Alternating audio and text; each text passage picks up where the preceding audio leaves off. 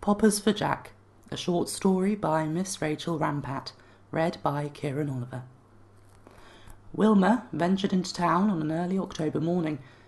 Her withered hands gripped tight to a cane as light rain and cold air began to fog the thick glass of her spectacles. The pensioner began to inch her way forward, sticking closely to the walls as she steadied herself. It had been a long while since she had travelled anywhere solo, as with a stab of disappointment she realised she fulfilled every stereotype of a senior citizen one might imagine.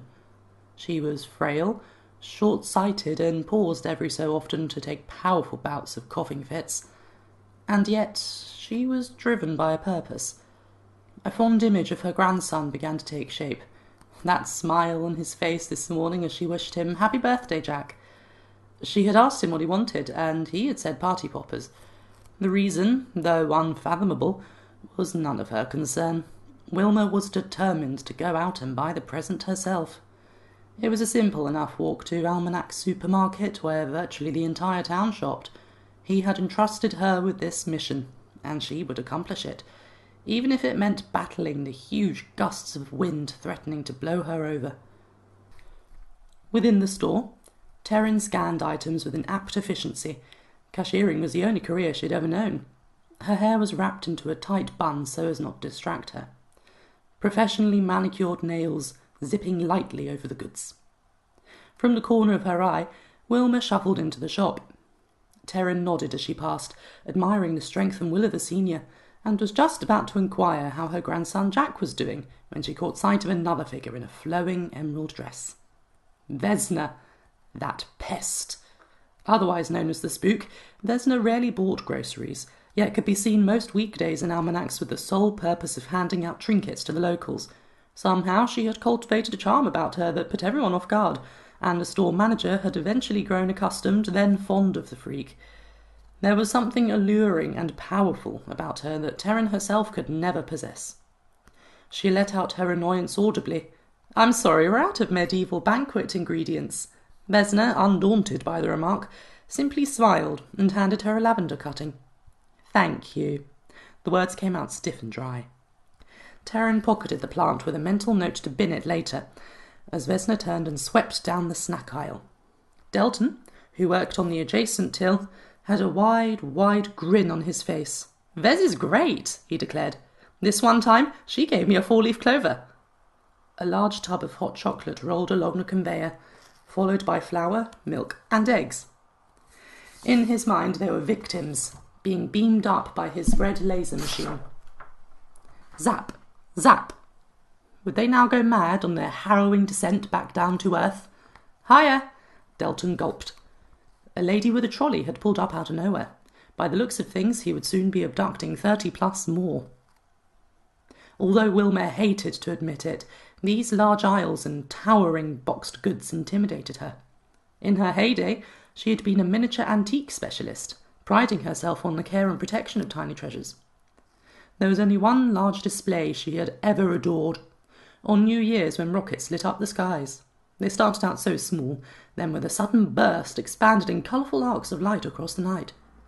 She rubbed at the glass on her spectacles, gravely disappointed that over the years the details of all those dazzling shapes were lost to her. A woman in a red bobbled hat bustled past. What was it she was buying for her grandson again? Terran was busy carrying out her duties when the second grievance of the day popped up. Delton started at her appearance. The red bobbled hat nodded eagerly as Angie strutted up to the till. The woman possessed large, gleaming eyes that seemed to the cashier as if they had evolved specifically for the purpose of spying, and somehow aggravating Angie found a way to be everywhere at once. She leaned in, her thin, pointy nose jutting out of her face intrusively, thick neck swaying excitedly to and fro as she gobbled up gossip like a turkey.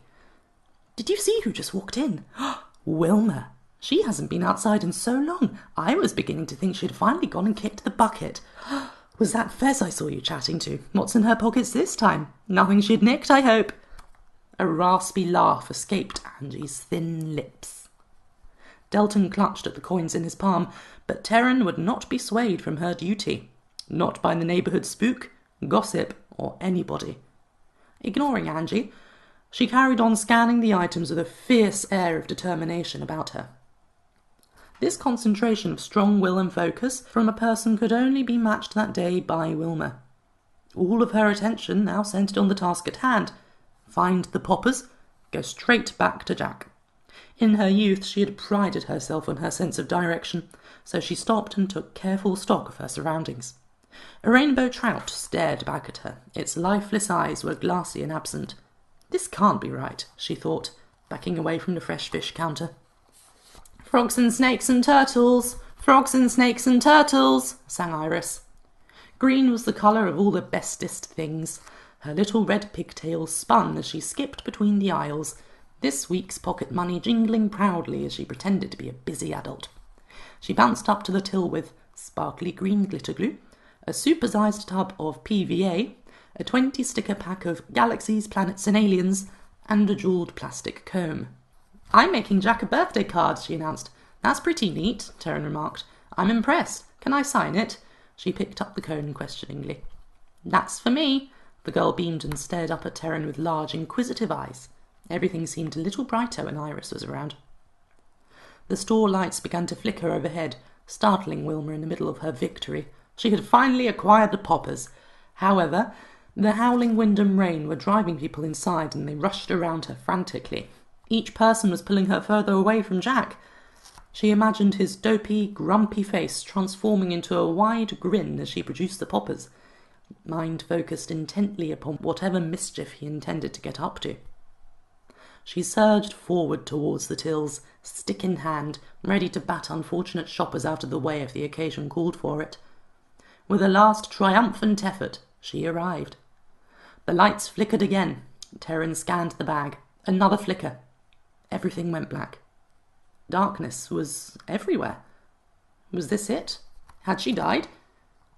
From the adjacent till in Almanac's supermarket, Delton could not believe his eyes. Shoppers were rushing in left, right and centre.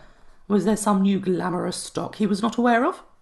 With a slow realisation, he saw the rain pelting down, and the world outside the glass was beginning to blur. Black. The world turned black. He jumped backwards, bitterly misjudging the distance from the counter that his flailing arms tried to grasp, and fell straight off his chair, smacking the shiny tiled floor. He yelped as a box of biscuits toppled and rested on his back. Taryn rolled her eyes and put a reassuring arm on Wilma's shoulder as everyone began to adjust to the dim daylight from the windows. "Stay calm. Seems to be a power outage. You got your poppers just in time." Angie pushed her way through the edge of the throng, where she sourced an unoccupied clerk, and pounced. She was feverish and giddy. Why, this was gossip gold!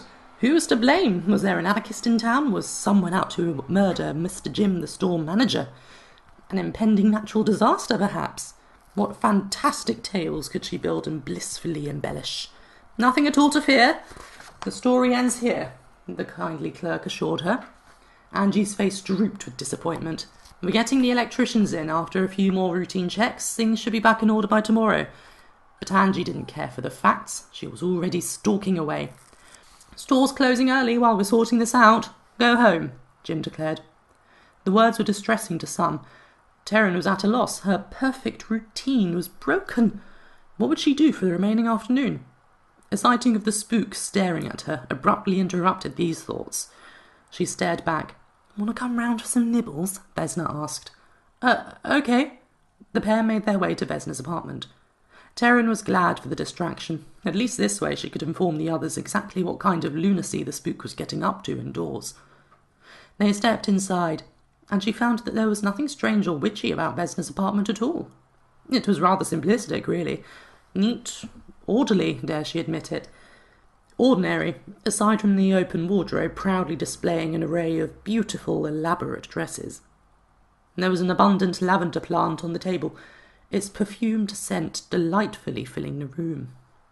She felt the cutting in her pocket and erased her previous mental note. Perhaps she should try planting it later.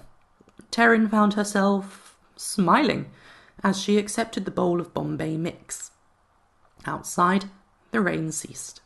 In her fit of disappointment, Angie bustled about the town, endeavouring to see what else she could stir up. a young student who was leaning out of his window, despondent, almost forlorn. A gleam formed in her eye. Poor sod, she thought, hardly ever leaves that flat. How old was he now? 19? 20? Still, basic chivalry was not beyond her. "Happy birthday, Jack," she crowed at the window. "Thanks, Angie. Really, though, you let Wilma go out to the store, her with her condition?" Angie wandered away, tutting to herself. A trickle of contentment drawn from the concerns she had created for the lad. Jack cursed quietly under his breath, wishing he had ducked inside in time. Should have known Angie would be lurking around, but he was worried. The only person he had ever cared about was presumably lost in a grocery store. Where was she? Wilma coughed as she tapped the walking stick on her grandson's apartment door. Jack greeted her with an anxious embrace. "Got here okay? Didn't get lost or anything?" Wilma shrugged. "I've got the poppers." And there it was, the grin she had been waiting for. "Yeah," Jack explained as he ushered her inside a room he had set up with beanbags and a projection box. "They're teeny-tiny indoor fireworks. The best part is you can see them all close up. No bitter night to deal with, no straining to get glimpses. We'll play back the pops in slow motion. It'll be our own private viewing." He sighed. "It's stupid, really. I know they're nothing like the real thing." Wilma sat silently. "Then it isn't my birthday?" "I know," Jack said flatly. He stiffened. "I also know you lied to me when you said you'd make it to New Year's. Dr. Alton said you'd have 1 month left at best." More silence. Wilma finally spoke. "I didn't want to lie to you. I was just so afraid of upsetting you." "I know," Jack said. More silence. "I can't wait to see my display," Wilma exclaimed. A card skid under the doorway with the force that sent it spinning straight through the corridor to the other side of the room. Proudly glitter-glued to the front were the words, "Happy birthday, Jack. Love, Iris." The card was signed by virtually the whole neighbourhood. A tiny pressed leaf fell out as he opened it, presumably from Bez. Jack laughed. He realised he cared about a lot more people than he thought. Even Angie had been unable to escape Iris's insistent, stubborn demands, and had reluctantly signed her name at the bottom, although she did get his age wrong by 2 years. He discovered the Wonders of Space pack of stickers on the back, and grinned. Iris was practically his kid sister. He knew she'd look after him when Wilma wasn't around. Green aliens made sense. They shared the same favourite colour. Then he looked closer. The galaxies were childlike, designed with large swirls of colour and scattered with tiny sticker dots. They didn't really look like galaxies. They looked more like fireworks. The end.